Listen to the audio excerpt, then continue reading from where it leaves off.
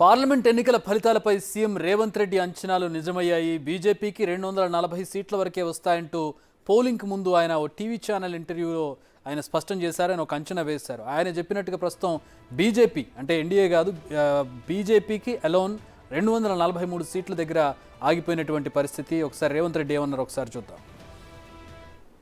Programme तो कहाँ से 400 मिलने वाले हैं, कहाँ मुझे समझ में नहीं आ रहा है। मैं आज रजत शर्मा जी के प्रोग्राम में मैं कहकर जा रहा हूँ, रिजल्ट के बाद फिर रजत शर्मा जी से मैं फ़ोन में बात करूँगा।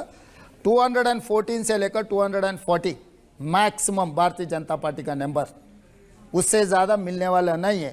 मत इलेक्शन के लिए हम लोग एक परसेप्शन क्रिएट करते। केसीआर ने भी यही कहा था 100 सीट मिलने वाले 119 में, मगर मिला 39।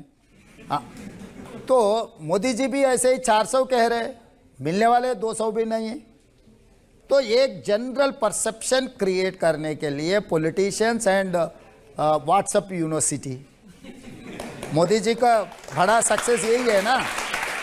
व्हाट्सएप यूनिवर्सिटी में तो 400 बना दिए,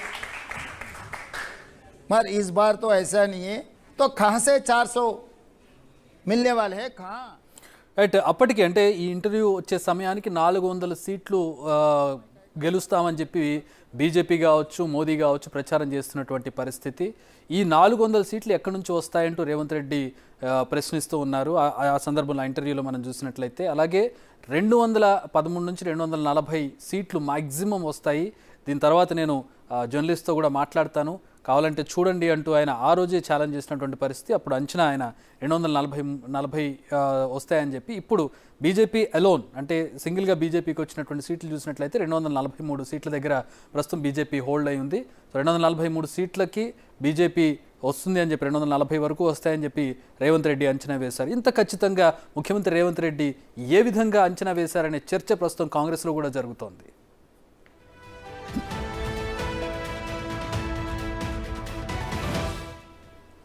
మొత్తం 295 సీట్లకు కానీ 243 సీట్లు బీజేపీకి వచ్చినటువంటి పరిస్థితి. మొత్తం 400 సీట్లు వస్తాయని చెప్పి బీజేపీ ప్రచారం చేసుకుంది. వాట్సాప్లో కావచ్చు, ఇతర వాటిలో 400 సీట్లు వస్తే కనుక దేశ ముఖ చిత్రాన్ని మార్చేస్తాం, కొన్ని చట్టాలను మార్చేస్తాం అంటూ చేసినటువంటి ప్రచారం అంతా కూడా ఊరికే చేసేటటువంటి ప్రచారం అంటే హంబక్ అనేది అర్థమైపోతుంది.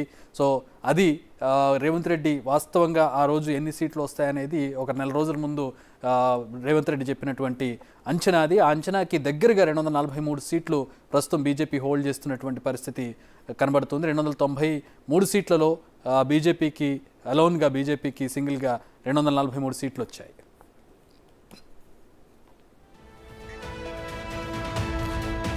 రైట్, మా ప్రతినిధి శివ జాయిన్ అవుతున్నారు ఢిల్లీ నుంచి.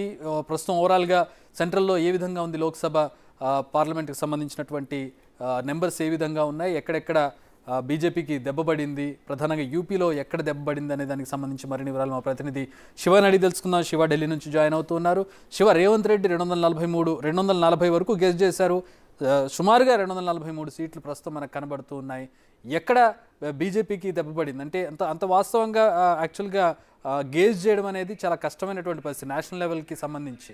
కానీ ఆయన కరెక్ట్గా గేజ్ చేయగలిగారు, కరెక్ట్గా దాన్ని అంచనా వేయగలిగారు, దానికి తగ్గట్టుగానే రిజల్ట్స్ వచ్చినటువంటి పరిస్థితి. సో ఎక్కడ బీజేపీకి డ్రాబ్యాక్ వచ్చింది? యూపీలో ప్రధానంగా చాలా ఆశలు పెట్టుకుంది బీజేపీ, ఎన్నో కార్యక్రమాలు కూడా చేసింది. ఎందుకు యూపీలో వెనకబడింది బీజేపీ? రైట్, చంద్రిక, దేశవ్యాప్తంగా 2024 లోక్సభ ఎన్నికలు వెలువడుతున్న వేళ ఈ ఫలితాలు బీజేపీకి వ్యతిరేకంగా ఉన్నాయి. అయితే ఈ ఫలితాలపై గతంలోనే తెలంగాణ సీఎం రేవంత్ రెడ్డి చేసిన వ్యాఖ్యలు ఇప్పుడు దేశవ్యాప్తంగా చర్చనీయాంశమయ్యాయి. మరి ముఖ్యంగా కాంగ్రెస్ నేతల్లో కూడా తీవ్ర చర్చ అయితే కొనసాగుతోంది. అంటే గతంలో తెలంగాణ సీఎం హోదాలో ఢిల్లీలో ఒక జాతీయ మీడియాకు ఇచ్చిన ఇంటర్వ్యూలో బీజేపీ ఎన్డీఏ కూటమి 400 సీట్లు క్రాస్ చేస్తామంటున్నారు, కానీ నా అంచనా ప్రకారం 214 నుంచి 240 సీట్లు మాత్రమే వస్తాయంటూ కూడా తెలంగాణ సీఎం రేవంత్ రెడ్డి ఒక జోస్యం చెప్పారు. ఈ అంచనాల ప్రకారమే తెలంగాణ సీఎం రేవంత్ రెడ్డి ఏదైతే అంచనా వేశారో, ఏదైతే ప్రిడిక్షన్ ఇచ్చారో దానికి ప్రకారమే ప్రజెంట్ 243 సీట్లు బీజేపీకి వచ్చాయి. అంటే మ్యాజిక్ ఫిగర్ అనేది 272. 543 సీట్లలో ప్రభుత్వాన్ని ఏర్పరచాలంటే 272 సీట్లు రావాల్సి ఉంది. కానీ సొంతగా ప్రభుత్వాన్ని ఏర్పాటు చేసేందుకు వరకు అవసరమైన సీట్లను కూడా బీజేపీకి వచ్చే అవకాశం అయితే కనిపించడం లేదు. ప్రజెంట్ 295 సీట్లలో మిత్రపక్షాలతో కలిపి 295 సీట్లు ఉంది. ఇటు ఇండియా కూటమి కూడా 230 సీట్లకు పైగా లీడ్లో ఉంది. ఇక మొత్తంగా చూసుకుంటే సింగిల్ పార్టీ అంటే సొంతగా ప్రభుత్వాన్ని ఏర్పాటు చేసే అవకాశం అనేది రేవంత్ రెడ్డి చెప్పినట్లుగా ఇక్కడ మనకు స్పష్టంగా కనిపిస్తుంది. అంటే 214 నుంచి 240 సీట్లను రేవంత్ రెడ్డి చెప్పారు. కానీ ప్రజెంట్ 243 వద్ద మాత్రమే ఉంది. మిత్రపక్షాలతో కలిపి 290 పైగా ప్రజెంట్ బీజేపీ అంటే ఎన్డీఏ కూటమి కొనసాగుతోంది. ఇక ప్రధానంగా ఇక్కడ బీజేపీకి ఉత్తరప్రదేశ్లో పెద్ద దెబ్బ తగిలిందని చెప్పుకోవచ్చు. ఇటు ఇండియా కూటమి ఎస్పీ సమాజ్వాదీ పార్టీ అలాగే కాంగ్రెస్ రెండు కలిపి లీడింగ్లో ఉన్నాయి. అక్కడ గతంలో కన్నా భిన్నంగా ఇప్పుడు ప్రజలు తీర్పునిస్తున్నారు. ఇటు అయోధ్య రామ జన్మభూమికి సంబంధించి అయోధ్య మందిరానికి సంబంధించి ఎటువంటి ఇంపాక్ట్ అనేది చూపించలేదని మనకు ఇప్పుడు ఉన్న ఫలితాలు మనకు చూపిస్తున్నాయి. మరోవైపు రాజ్యాంగంలో కొన్ని మార్పులు చేర్పులు చేస్తామనేది ఒకటి, మరో దర్యాప్తు సంస్థలు ఇష్టానుసారం వ్యవహరిస్తున్నారనేది ప్రధానంగా అక్కడ ప్రజలు గుర్తించారు.